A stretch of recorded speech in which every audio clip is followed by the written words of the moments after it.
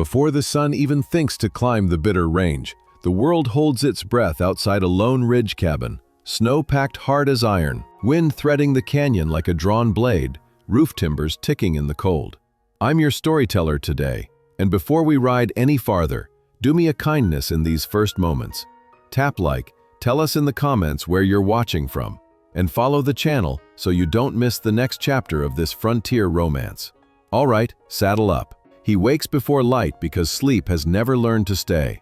Calder Ridge, 40 years carried in a lean frame and a stubborn gait, sits at a rough table near a frost-laced window, sleeves rolled, hands steady. The war taught him vigilance, grief taught him silence.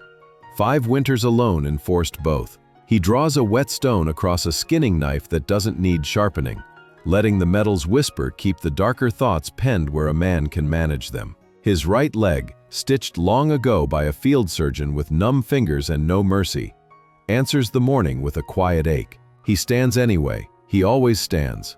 The cabin speaks in small sounds, fire settling, kettle sighing, logs in the wall giving one low groan before they make their peace with the cold. Outside, his 30 acres fall away along a white ridge, traps shouldered into brush, a narrow pasture asleep beneath ice and habit. He harvests what summer spares him. In winter, he lives on discipline, salted meat, boiled roots, black coffee, and a calendar kept by temperature rather than numbers on tin. No clock. The cold is time enough. On the table lies a ring of scars, nicks in the wood from years of work, a dull circle where his wife once set her cup, another where a small hand used to drum along to his stories. Fever took them 5 winters back. He dug the graves himself and learned the kind of quiet that has weight. Since then, the cabin has been a narrow country with 1 citizen and no visitors. He plans around that fact. He trusts it because it has not betrayed him. Calder's mornings never vary. Feed the fire, check the door hook, lay kindling with a carpenter's neatness, count cartridges without romance, oil the shotgun once a week whether it needs it or not. He isn't hiding from the world, only choosing the parts he can carry without breaking. Town sits 30 miles. He puts the thought away and tends the flame that keeps the air just this side of bearable. Out beyond the porch, the sky hardens to pale iron. Somewhere in the brush, a hare thumps, then stills. The world is ordered, if not kind, and Calder means to honor that order the way he always has, by doing the next necessary thing. He has salt to ration, traps to check, and a memory to keep from swallowing him whole. What he does not know, what no careful plan on his table accounts for, is already crossing the ridge. A figure moving on crusted snow with the last of her strength. Breath a white ribbon in the pre-dawn.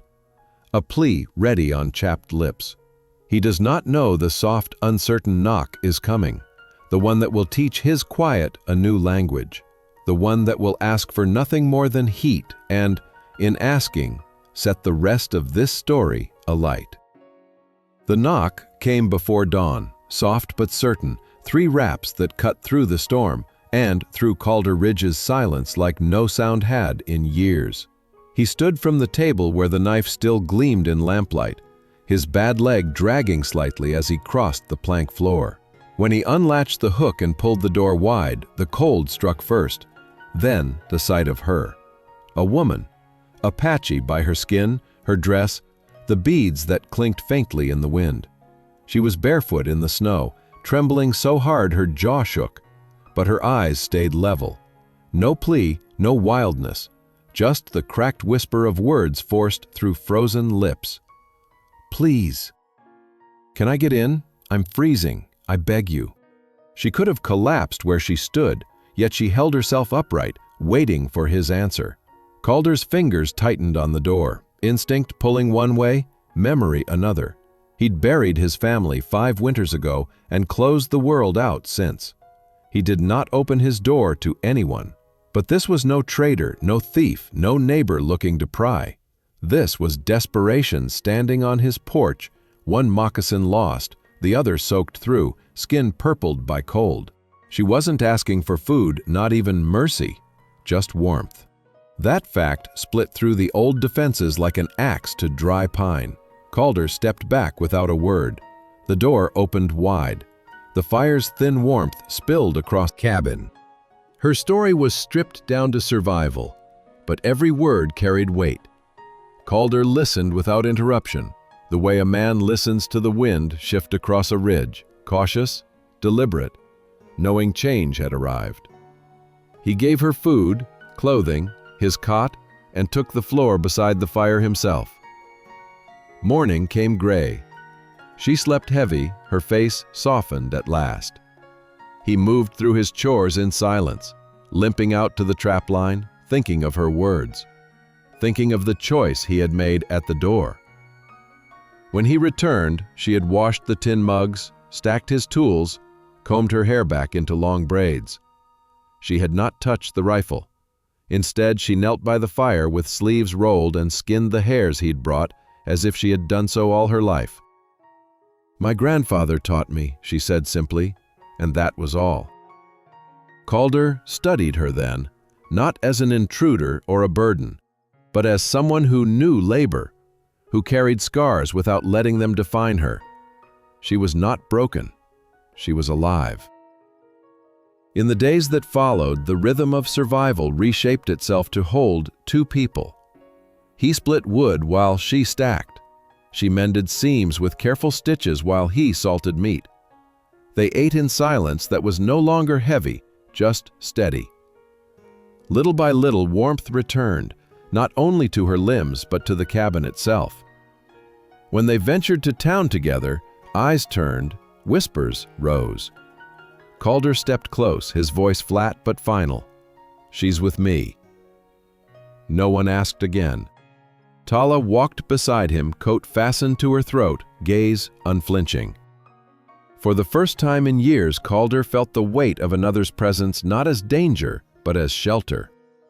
He had let her in from the cold and in doing so found the silence inside him shift. What began as survival, barely a knock between life and death, was becoming something neither of them had expected. The fragile start of belonging.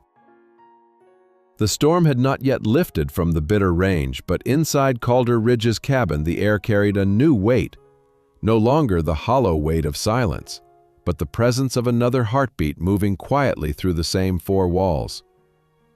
Tala had gone from a shivering shadow at his door to a figure that now belonged to them, and a man had to live in the shadow of them. Yet, as days passed, he saw that her shoulders straightened when she worked, that her eyes cleared when she ate steady meals, and that she moved through his cabin as if she knew it would not betray her. Still, doubt lingered in her expression. She did not yet understand why he had opened the door, why he had asked for nothing in return. And maybe Calder could not have explained it himself, only that he had spent 5 winters building a fortress of routine, and in one desperate knock the walls had shifted.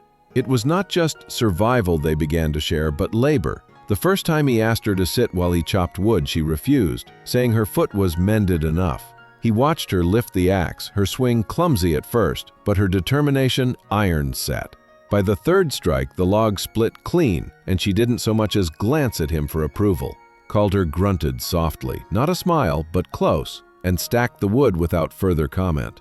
That night, stew simmered richer with her touch, and he realized she had stretched his meager stores with skill his own hands had long forgotten. She did not waste, did not ask, only made what was there enough. The cabin began to feel less like a tomb and more like a workshop for 2 weary souls learning how to breathe again. Calder, once a man who measured every word, found himself asking questions, not to pry, but to know. She told him of her brother, taken and hanged for a theft he did not commit. The kind of cruelty Calder had seen often enough to believe without question. Her voice did not tremble, but her jaw clenched tight. And Calder offered no pity, only the silence of a man who understood what loss carved out of a person. She in turn asked about the graves behind his cabin, and he answered with the same plainness. Fever, wife, child, gone in days. He expected her to look at him with sorrow or retreat, but she only nodded once, like one survivor recognizing another. In that simple exchange, something unspoken settled between them, an acknowledgement that neither was whole, yet both still endured. The first time their hands brushed, it was not planned. She was passing him a haunch of rabbit over the rough-hewn table, and her fingers touched his, warm, steady, scarred. She did not pull back, and neither did he. But the moment hung heavy until she placed the meat down and her hand rose to his jaw, his to her waist, and for the first time in 5 years, Calder felt the weight of human warmth that was not memory. That night, they lay beneath one blanket, her head on his chest, his arm around her back. No promises spoken, no declarations, only the sound of 2 lives once emptied, now filling again. In the morning, when light broke across the frost-laced window, she was still there, still close, still choosing to stay. And Calder, rising slow, legs stiff, heart unsure, realized that what had begun as survival was shifting into something deeper. A reason to remain, a reason to hope, and perhaps, though he dared not name it yet, a reason to love. The trip to town came when the snow thinned just enough to make the trail passable. A slow glide of sled runners across crusted drifts, the mare's breath steaming in the sharp air. Calder had not planned on company, not in years, but Tala rode beside him beneath his heavy coat, dark hair tied back, eyes scanning the ridges as if memorizing the land that had nearly taken her. Brunette's Crossing was nothing more than a crooked line of wooden fronts and smoke-choked chimneys. But after months in the cabin, its noise felt loud, its stares louder still. Heads turned the instant they stepped through the general store door. 2 men near the counter fell silent, their gaze dragging over Tala with a hunger that was not curiosity, but judgment dressed as smirks. Calder felt it burn in his back before he saw it, and the weight of 5 winters' grief shifted into something sharper, steadier. He moved closer to her, his voice calm but iron when the storekeeper blinked at them both. "She's with me." That ended the questions. The storekeeper nodded once, took their list, and busied his hands with grain and thread. But Calder saw the men watching, waiting for weakness. When one muttered something about wild girls and mountain men, Calder turned just enough, his gray eyes cutting through the dim light like rifle barrels. The smirk died on the man's face, and silence settled heavier than the sacks of flour stacked by the wall. Tala said nothing, only drew the coat tighter, but her posture did not bend. She walked with him steady, her boots new, her chin level. When they stepped back into the fading dusk, she touched his hand briefly, not by— Nearer then, the coat half open, firelight touching her face and the line of her neck. "You said I'm with you. Did you mean it?" His reply was plain, as all his words were. "I mean it." The distance closed with a soft kiss, deliberate, no rush, no doubt. Her arms slid around his shoulders, his hands steadied against her back, and warmth, real warmth, filled the space that had once been nothing but cold, stone, and silence. That night they shared the cot fully, her body curved against his, her breath at his throat, his arm wrapped at her waist. They spoke little, but when her whisper came just before sleep, "You didn't just save me from the cold, you saved me from being nothing." His hand tightened gently against her hip, and he stayed awake longer than he meant to, watching the fire until his own breath matched hers. By morning, the world outside had shifted. No new snow, sky pale blue and clear, the land still frozen but less cruel. Inside, it was not Calder's cabin anymore, it was theirs. Tala moved with a confidence that was not defiance, but belonging. She traded the flannel for a plain brown wool dress she had chosen in town, high-necked but softened by her own hand. A dress not Apache, yet not borrowed either. She smoothed the fabric against her hips and turned in the light. "It's not Apache, but it's mine." Calder watched her from the doorway, arms folded. "You look like you belong." She met his gaze, calm, steady. "I do." And she did. The days that followed bent toward building, not only surviving. They repaired fence posts together, drove nails into thawing earth, split wood until their arms ached. She marked the soil for planting, speaking of corn, beans, and squash, her mother's wisdom carried in her words. He listened, nodding, realizing his land was no longer barren. When she asked if he thought about marriage, his answer came with the same plainness he had offered since the first knock at his door. I've been thinking about it since you slept in my bed. I want it real, not about what we came through, about what we stay for." She looked at him then, eyes not questioning, only steady. And when he offered the rough iron ring he had shaped by hand, she slid it on herself.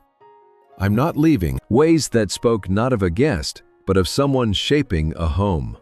She folded blankets, scrubbed pans, stacked firewood in neat lines by the stove.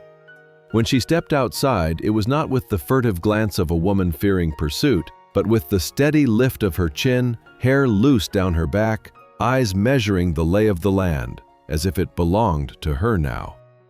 Calder watched all this with a quiet he did not question. She had become woven into the rhythm of his days, as natural as the hiss of kindling or the drag of his stiff leg across the floor. Yet it was not routine alone that changed him. It was the way she looked at the ground as if seeing what it could yield, not what it had already taken.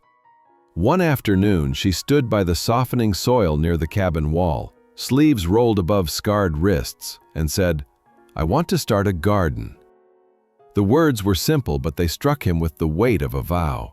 He had thought only of surviving each season, keeping himself fed and his fences standing. But she spoke of planting, of growth, of tending something that would last.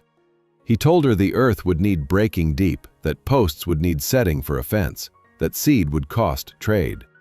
She only nodded, saying she could do the labor, that he had shown her how. Her voice held no plea, no doubt, only intention. And Calder felt something shift again, as if the land itself had been waiting for her to claim it. They began the work together, slow but steady. The ground was stubborn, hard-packed from years of frost, but side by side they pressed iron and wood into it, turning rows, marking lines, staking fence posts. Her hands blistered, his leg ached until his jaw locked against the pain. Yet neither complained. She worked with the endurance of someone who had walked nights under pursuit, who had crossed gulches in storm with only one shoe, and now chose to bend her strength not to escape, but to build. Calder found himself watching her more than the soil, her shoulders flexing as she drove a spade, the loose strands of black hair clinging to her damp neck, the way she wiped her forehead with the back of her wrist and went back at it without pause. She carried scars, but they did not define her. They marked her as someone who would not break. At night, when they collapsed near the fire, stew steaming between them, another breath in the cabin after 5 years of silence. But he wanted it real, not born of pity or survival, but of choosing. Her eyes studied him, long and unwavering, and then she looked down at the fence they had raised together, at the soil broken by both their hands. "It's real," she said, voice low but steady. He reached in his coat and drew out the ring he had shaped from iron, uneven, plain, nothing polished. He had forged it not with certainty but with hope, never knowing if he would dare to offer it. He held it out, and she did not wait for him to ask twice. She took it, slid it onto her finger with trembling only for a heartbeat, then said, "I'm not leaving." That night when they lay together, limbs wrapped, her hair fanned across his chest, Calder knew the cabin was no longer a monument to what he had lost. It was a place that breathed again, not just his, not just hers, but theirs. And when the morning sun struck the ridge and spilled gold across the earth they had turned, Calder Ridge understood that for the first time in years, his life stretched beyond survival. It stretched into future, seeded with her presence, rooted by her choice to stay. Spring did not arrive in one sweep across the bitter range, but in slow, stubborn pieces, as if the land itself needed convincing to let go of the frost.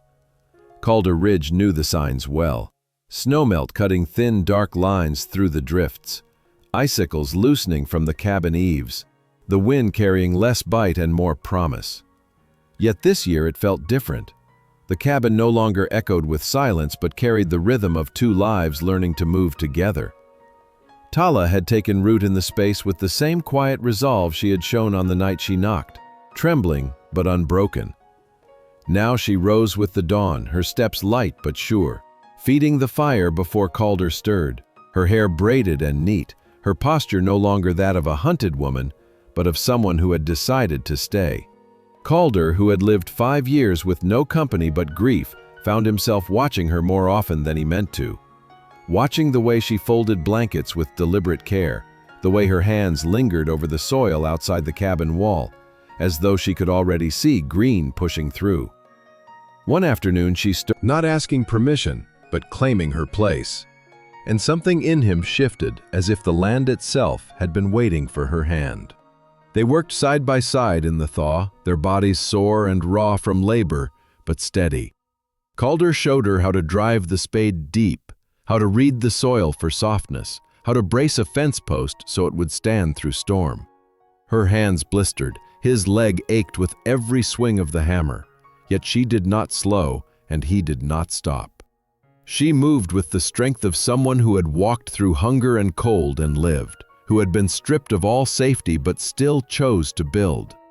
He caught himself studying her shoulders as they flexed with effort, the black strands of hair clinging damp against her cheek, the way her eyes never wavered from the task.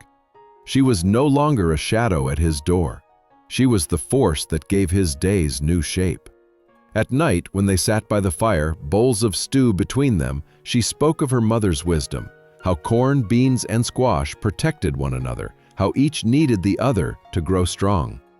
Calder listened, nodding slowly, thinking perhaps people were the same, that after years of silence, he had needed someone beside him to remember how to live. It was after one such evening, the fire low, her hair unbraided and spilling dark across her shoulders, that she asked him if he thought of marriage. The question came plain, unadorned, but it struck like a bell in his chest. He told her the truth, that he had thought of it since the first night she slept in his bed, since the first morning he heard another breath in the cabin after years of emptiness. But he wanted it to be real, not about what they had endured, but about what they chose to remain for. She studied him with eyes that did not flinch, then looked down at the fence they had raised together, at the soil turned by their hands, and said softly, "It's real." Calder reached into his coat then and pulled out the ring he had shaped himself. Rough iron bent unevenly in the forge, a piece of hope hammered into form. He held it out, his fingers steady but his breath tight. She did not hesitate. She slid it on, her hand trembling only for a moment. And when she looked back at him, her voice was firm. "I'm not leaving." That night, as they lay together beneath one blanket, her head on snow, while the mare pulled steady, her breath streaming white in the morning air. Calder had not ridden this path with company in years, and though the trail was familiar, it felt altered now, with Tala sitting beside him, her dark hair bound back beneath his old hat, her coat drawn close but her eyes sharp, scanning the ridgelines as though she meant to memorize every fold of the land that had nearly taken her life. Burnett's Crossing was no great settlement, just a crooked row of false front buildings, smoke-stained chimneys, and the sour smell of coal drifting in the wind. But to Tala, stepping from silence into a town's gaze, it must have seemed another world. Heads turned the moment she crossed the threshold of the general store, her boots new, her bearing unbowed. Men at the counter paused their talk, eyes dragging over her with that crude blend of judgment and hunger. Calder felt the weight of it on his shoulders before he even met their gaze. He shifted closer, his voice flat but edged like steel, when the storekeeper blinked at them both. "She's with me." The words fell like iron into the room. No one asked more, but the whispers stirred in corners, the kind that clung after you leave. Calder ignored them, but he did not miss the way Tala stood straighter, not shrinking from the stares, but refusing to be lessened by them.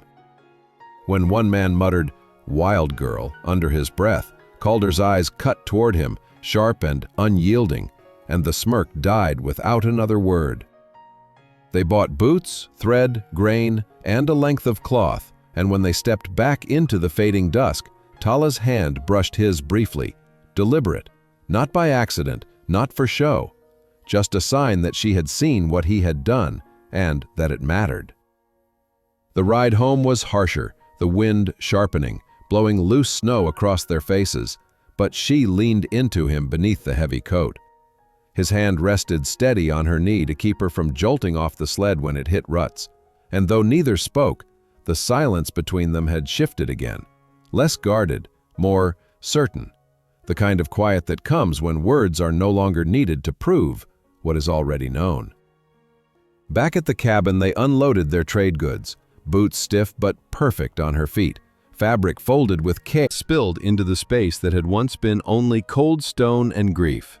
That night, they shared the cot fully, her body curled against his chest, his arm firm around her waist. They spoke little, but as the storm gathered again outside, she whispered into the hollow of his neck, "You didn't just save me from the cold. You saved me from being nothing." His hand tightened at her hip, and though he gave no reply, he lay awake longer than he meant to, listening to her breathing steady, and realizing that what had begun at his door was no passing shelter. It was a beginning neither of them had expected. By morning, the storm had softened, no fresh snow fallen overnight, only a sky stretched pale blue and cloudless.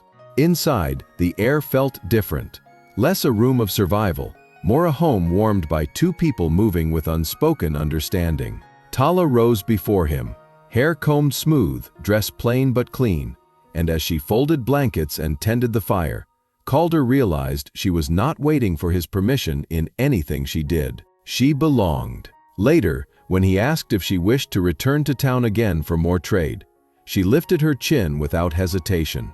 "I won't hide again," she said. He believed her. The days turned into work that carried shape.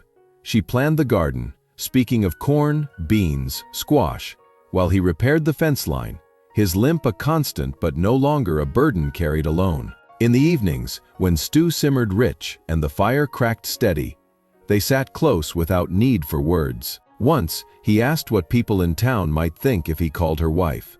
She met his gaze without flinching. "Not yet," she said, her voice calm. "But don't say I'm nothing." His answer was plain, "I wouldn't." That night, they lay together again, not in haste, but with the ease of two who had chosen. The wind keened low across the ridge, but the silence in the cabin was no longer hollow, it was steady, shared, alive. For Calder Ridge, who had once buried his heart alongside his family, the path back from loneliness had come not through waiting, but through opening the door on a winter's night when a woman asked for nothing but warmth, and in choosing to let her in, he had found everything he had thought forever lost. The days that followed turned into a rhythm neither had planned but both accepted, the kind that makes sight from the way she curled against him, her hair spilling across his chest, her breath warming his neck.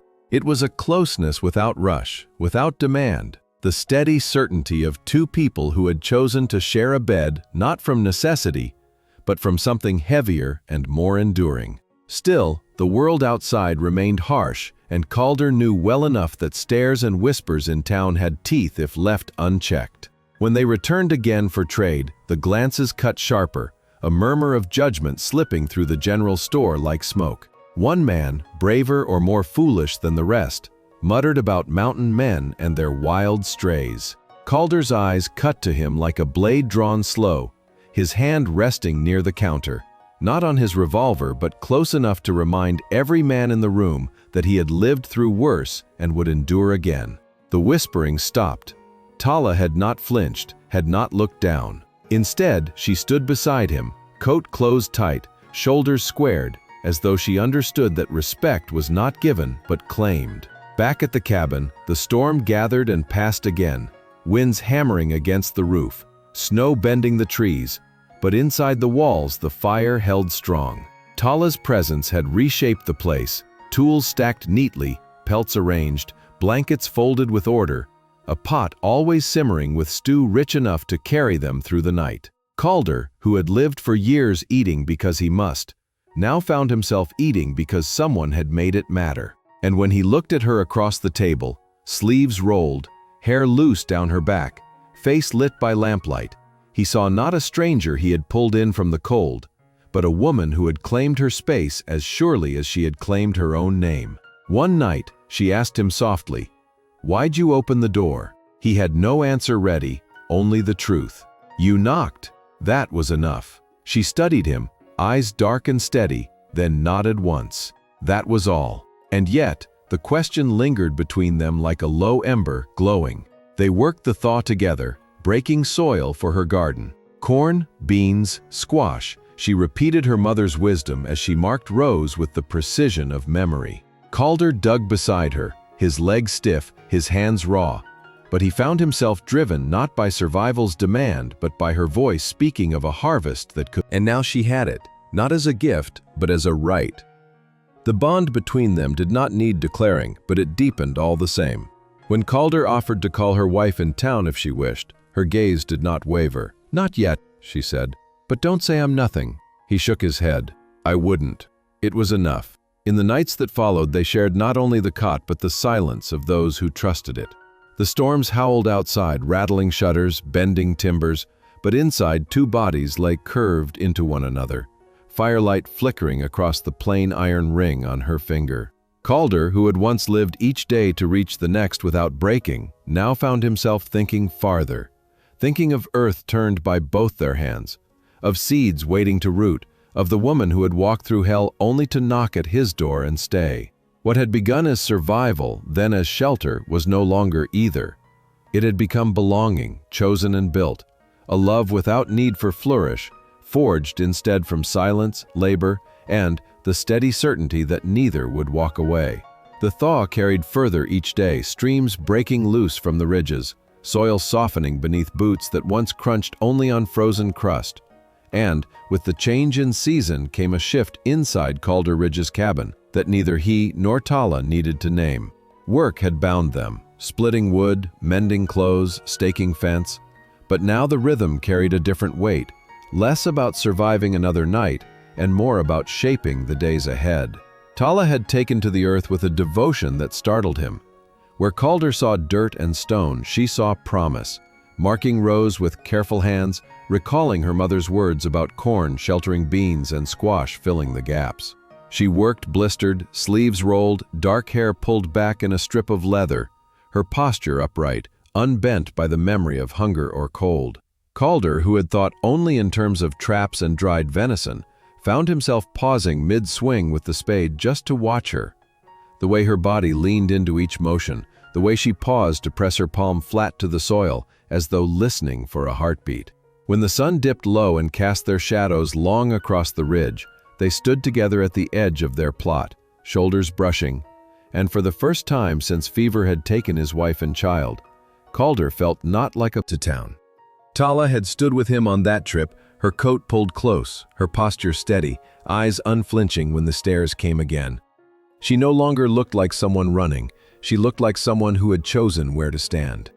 When Calder told the storekeeper she was with him, there was no hesitation. And when whispers stirred, Tala did not shrink, only leaned closer at his side, as though to remind him she had claimed this place, this life, as surely as he had claimed her. Back home, she shed the town's weight quickly, boots by the door, sleeves pushed to her elbows as she carried buckets of water from the well, or stacked firewood until her arms trembled with fatigue.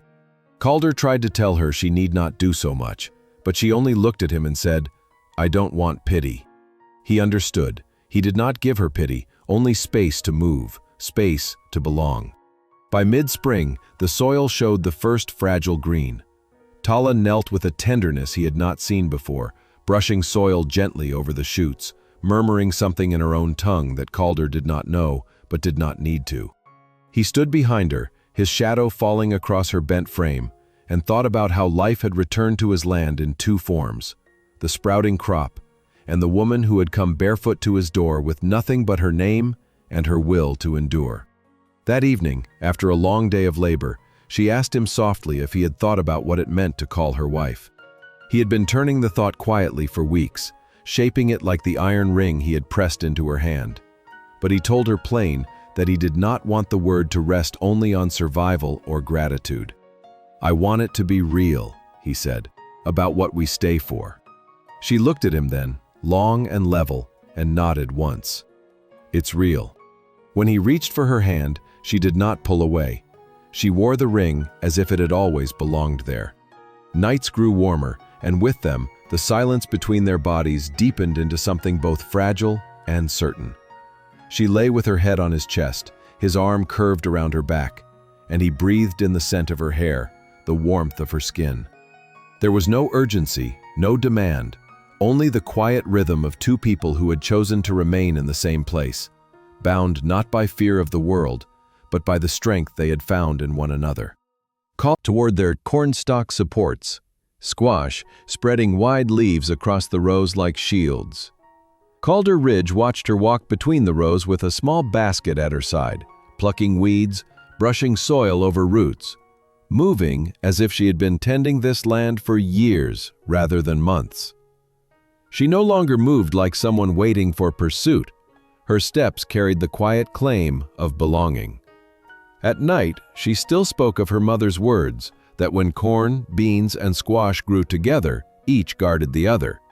And Calder found himself thinking that perhaps that was what they had become. Two souls grown side by side, each bracing the other against winds neither could have borne alone.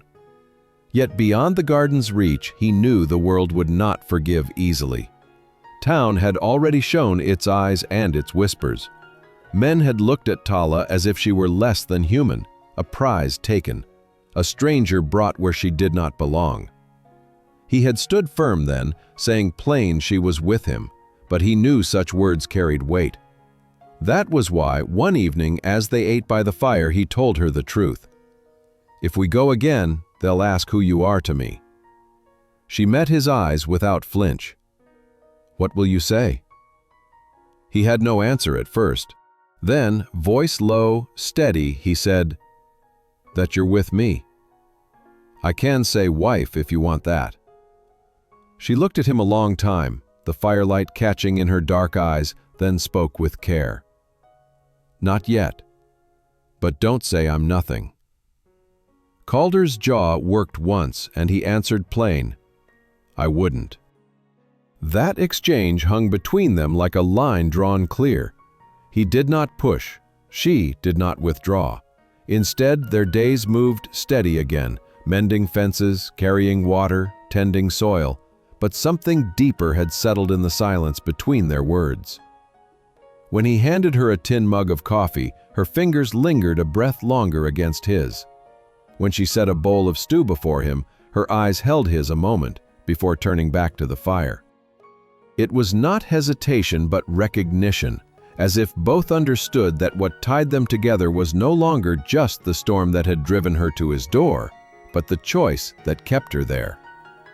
At night, when they lay together, she curled against him not as someone said, "It fits," and that was enough. He knew better than to ask for words when actions spoke clearer. She was still here, still beside him when she could have gone with spring thaw, still waking before dawn to tend the fire, still carrying buckets from the well with steady arms, still planting rows as if roots meant something again.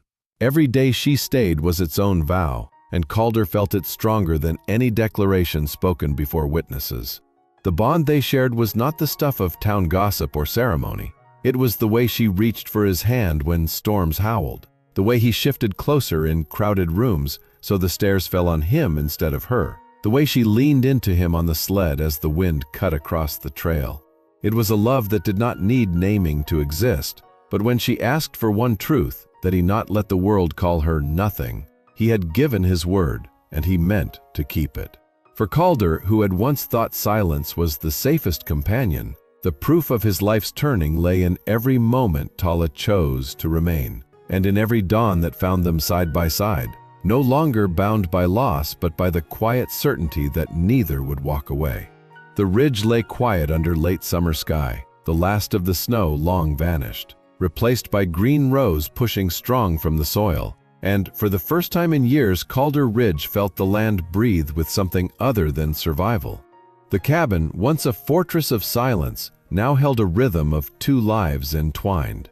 Tala moved through it as though she had always belonged, her hands tending the garden at dawn, her voice low as she hummed while stirring the pot, her dark hair glinting copper when the sun fell through the window slats. Calder, who had once lived by habit alone, found himself marking time not by storms endured, but by her laughter when a young squash vine twisted wrong, by the brush of her fingers as she passed him a tin mug, by the way she pressed her palm to his chest each night before sleep, as though grounding herself to the steady beat beneath. It was not sudden, not loud, but it was real. The kind of love the frontier rarely allowed. Born in hardship, shaped by endurance, chosen in silence. They had gone back to town again, and the whispers had risen as before. But this time Calder had stood taller, his hand brushing Tala's back as they walked. His words steady when the storekeeper asked, but by the steady, grounding truth of her choosing him as much as he had chosen her. The garden thrived, the fence stood, the cabin no longer felt like a monument to what he had lost, but the foundation of what they had begun. Each evening they shared a meal, each morning they shared the work, and in between, they shared the quiet that no longer weighed heavy but carried peace. Sometimes, Calder caught himself thinking of winters yet to come, of children's laughter where once there had been only silence, of a life that did not end in loss, but stretched forward in seasons. He did not speak it, not yet, but he knew Tala felt the same when she lingered near the garden, eyes soft as she watched the plants grow, or when she sat beside him at night, her head against his shoulder, her voice low as she said, "I'm not leaving." The cabin had changed with her, and so had Calder. The man who once sharpened knives only to quiet his thoughts now found himself carving wood for her loom, building shelves so her sewing had a place, patching the roof not because it leaked but because she deserved better. He no longer lived for survival alone, but for the chance to see her wake in the morning light, hair tangled, face soft, eyes opening slow to find him there. And she, who had once knocked on his door barefoot and half frozen, now stood in the garden with boots firm in the soil, a ring forged by his hand on her finger, her back straight, her voice steady. Together they had turned cold into warmth, silence into belonging, survival into a life. And so the ridge, which once echoed with wind and loneliness, now carried the sound of two people breathing side by side. No grand declarations, no crowds to witness, just the fire glowing against the logs, the earth yielding green under their hands, and the simple truth that love had found them when neither had asked for it. Calder Ridge and Tala had walked through grief, hunger, cold, and doubt, but in the end, they had chosen each other, and that choice had turned a cabin of one into a home for two.